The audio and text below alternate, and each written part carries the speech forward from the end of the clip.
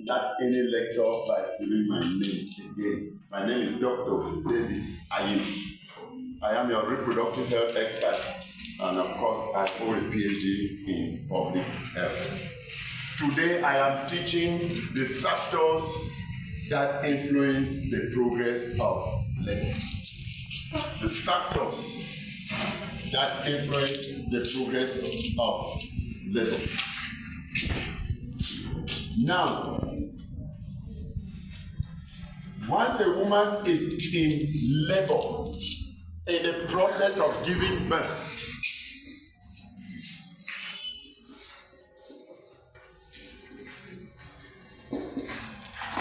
factors influencing labor.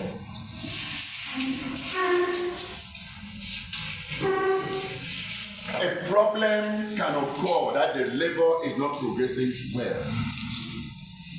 We cannot determine the problem until you understand this topic.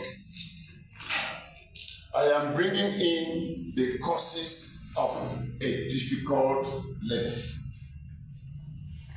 What can be difficult in a labor process?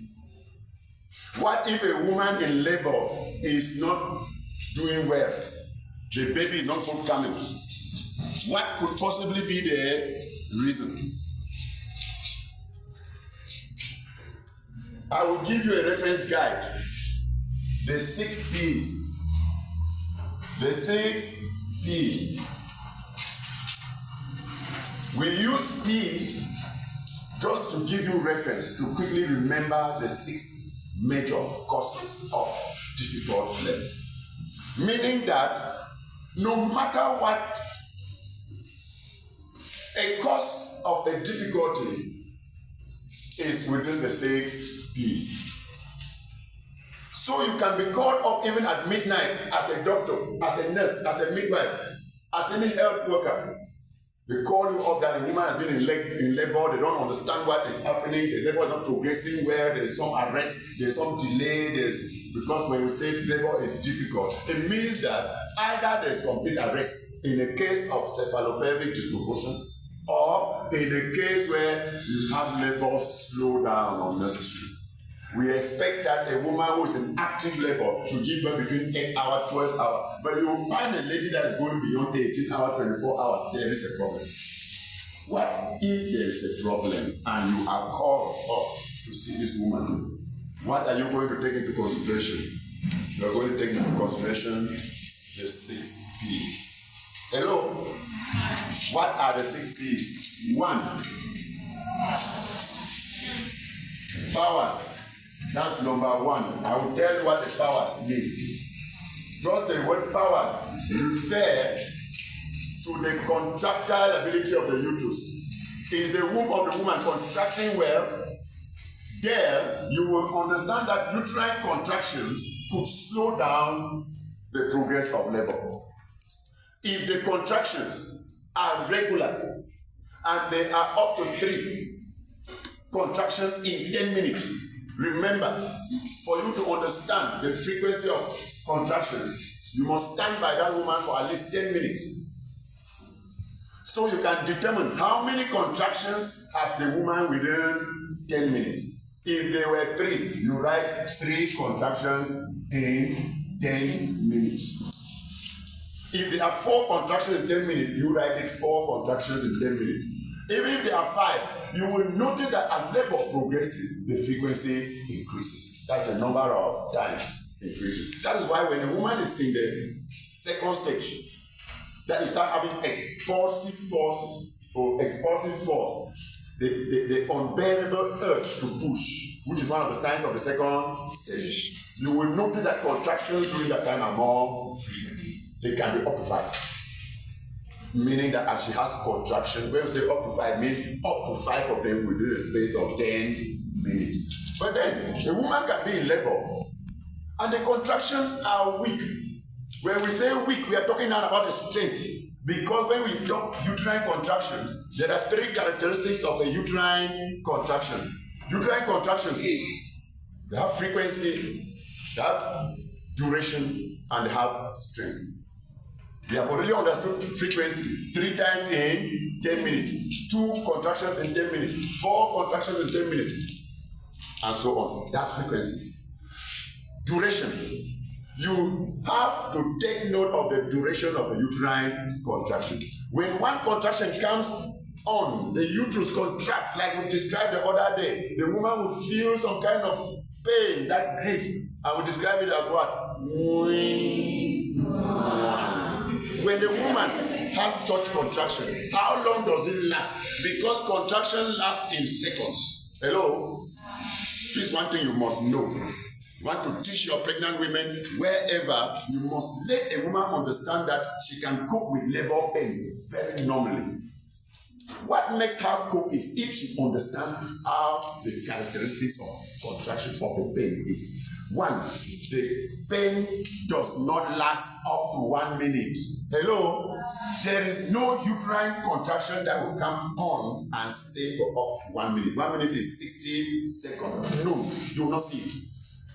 Because when labor is just beginning, contractions are coming on. No matter how painful, many of them don't even reach 20 seconds.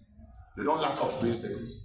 Many don't even go up to 30 seconds. But as labor progresses, you begin to find that at one time, the contraction comes on and can last up to 40 seconds. By the time she reaches second stage, you start noticing that it has increased to about 45, 50 seconds. Hardly will you find contraction duration reach 1 minute. That's 60 seconds. By the time you start noticing that a contraction is going up to 50, 52, 50 something, the baby is already out, because those strong forces at that time are, in fact, that kind of force at that time is an expulsive force that pushes out the baby. So, when a woman has still come in labor, maybe cervix has only dilated up to 4 centimeters, or still about 5 centimeters or 6 centimeters, can you have a contraction lasting 50 seconds? No. It will still be about 25, 30, 35, because contractions must move from weak to moderate and then strong. This is the strength of uterine contraction. Because we consider it in the duration. If a contraction comes on and the woman cries, if you are timing it, if that contraction relaxes when it is not yet up to 20 seconds, means that a contraction came on but lasted less than 20 seconds. That contraction is weak. Because that tells you that labor, the contraction is weak. But if such pain comes on, and the woman is in the bed, and you are timing it in seconds, by the time she breathes, you stop. It should at least be more than 20 minutes, but less than 40 minutes. Such a contraction is moderate. You say, no, the lady has moderate contraction, meaning that the contraction whose duration lasts more than 20 seconds, but less than 40 seconds. Yes, it's in seconds. It's a moderate contraction. But at one time, as the labor is advancing, you will notice at one time that the contraction comes on and seems to stay longer. If you time it, it will go beyond 40 seconds. That is more than 40 seconds, but less than 60, like I said. Such a contraction above 40 seconds is known as strong. So when a woman is in labor, contractions are supposed to move from weak to moderate and finally to strong. And then it is the strong contractions that bring out. We also know that some of you take concoctions, some of you take unprescribed drugs, some of you prescribe for yourself and take some drugs thinking that it is to facilitate the process of your labor. It is dangerous, because even as your labor is still in a latent phase, you may already start having strong contractions, which are dangerous, which are very risky, because they can end up with rupture of your uterus. They can end up with tearing of the cervix. Okay, they can end up with a lot of trauma to the woman and even to the baby. Let the trained personnel take charge of the care of the woman in labor. Are we there? This is why the powers, this uterine contraction, is very important. You will be surprised to hear that more than 60% of all difficulties in labor are as a result of the powers. Either the contractions are supposed to be strong, but they remain weak. Can the labor progress well? No. What will you do? There's another topic we shall handle. How to manage weak contractions and be able to bring it up. But I must emphasize, the World Health Organization stands against what? Fundal pressure. Do not climb on the abdomen of any woman and then you press.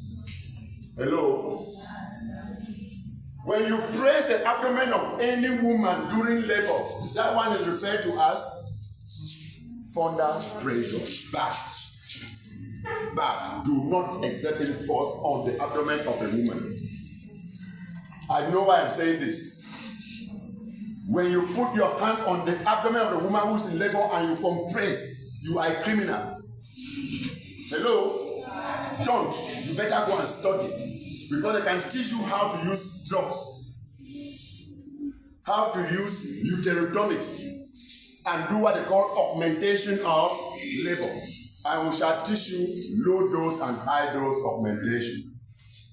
Because when the woman is already on labor and then contractions are weak, you want to increase them to moderate or to strong, there is a way you are going to use fluids, IV line, and then you also pass oxytocin and regulate it in a particular manner and bring up the contractions over the arm, and the force will be able to bring out the baby. So the womb can adjust and do that without any risk of tearing. Did you get that? Now, number 2 factor, the passages. The passages. As the baby is in the womb, it will pass out. It's passing out through what? First thing is the human pelvis. I was teaching the human pelvis the other day. Is the pelvis adequate enough to allow baby pass through? If that pelvis is contracted, will baby pass there? No. And the baby in the womb might have come down, and then there is what they call cephalopelvic disproportion. It means the passage has a blockage and obstruction. Apart from the pelvis, you have the cervix. The cervix may not be dilating well. The cervix may be thick and hard. But the cervix that normally dilates well during labor is a soft and thin cervix. Even a vagina may be a problem because cervix may be dilating well, but vagina is tight. Hello? This is a case of soft tissue, which if the baby can pass up to that level, they will teach you how to manage and deliver the baby without any major injuries. Yet you can do what they call an episiotomy instead of allowing the woman to tear. Another day we shall teach you that if you are conducting delivery and a woman has a tear, perineal tear in your hands, you are the problem and not the woman, because you are supposed to acquire enough skill of how to protect the perineum and deliver the woman without an injury. That is why we also teach you that perineum that is bound to tear, there are signs that it will crack at an angle that we call angle of the foresheet. When it cracks, when you are protecting well, you are certainly going to ask the woman to stop breathing. You tell her, madam, open your mouth and breathe. And when she opens her mouth and breathing, the force down here stops. So the risk of tearing is no more there. So you can get your episiotomy scissors and you do an episiotomy. Another day I will teach you how to do episiotomy. Is that okay? Yes. Now, all of that could be problems in the passage. So anytime they call you that this woman labor is not going well, come and follow these factors. You will see the cause and understand how to manage it. Number 3, they have to do what? Passengers. Passengers here is referring to what is inside the womb, the content of the uterus. And what's that? The baby, the placenta, membranes, fluid. When all of that will get out of the womb, then the passengers are out. But sometimes the baby may be too big, then the problem is coming from the passenger.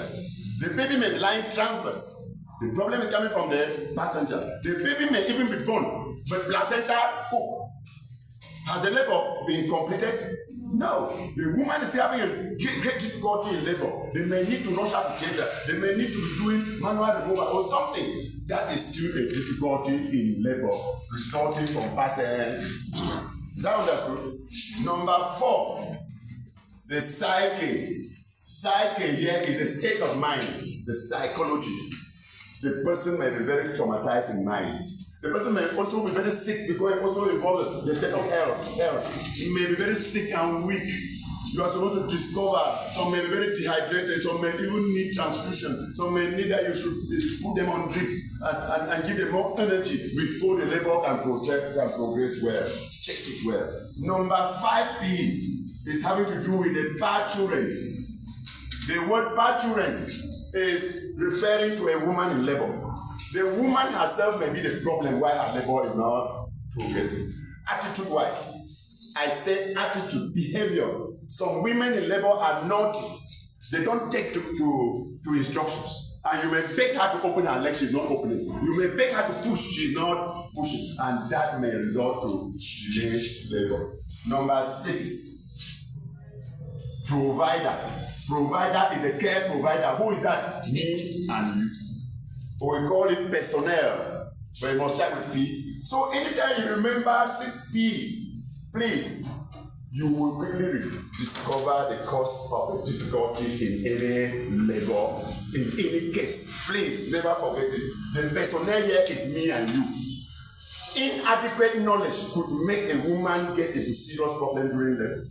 We have had cases of workers in the labor room that they don't even know what is happening on the woman. And the woman is even dying, they don't know the signs of death. It's a great problem. There are cases you can be called to a labor room and you come and discover that they are calling you when the woman is still in latent labor.